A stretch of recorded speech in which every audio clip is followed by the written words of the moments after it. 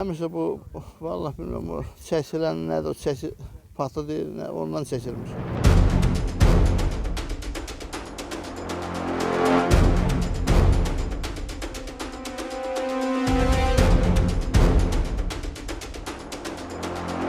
Nuriyev Adil Cəmşidoğlu. Hadisə belə baş verdi, biz Gəncədən gəlirdik. Bir maşın bizi sıxdı.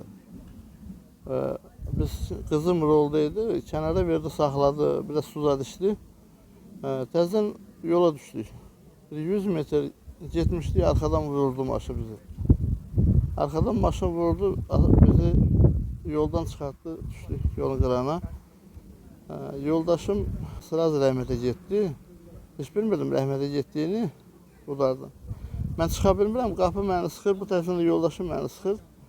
Gördüm qızımın başını bıçağı vurur, qızım qaça bilmir, kəmərdədir, çıxa bilmir.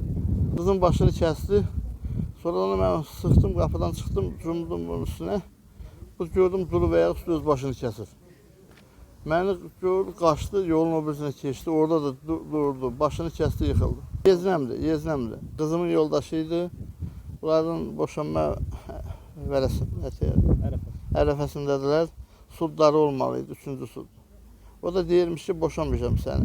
Mənim xəbərim olmuyor, deyirmiş boşanmayacağım səni, özümü də öldürəcəm, sənin də, qızı da, uşağı da. 2 uşaqlar var, deyirmiş ki, qızı da öldürəcəm, həm də oğluma dəyməyəcəm.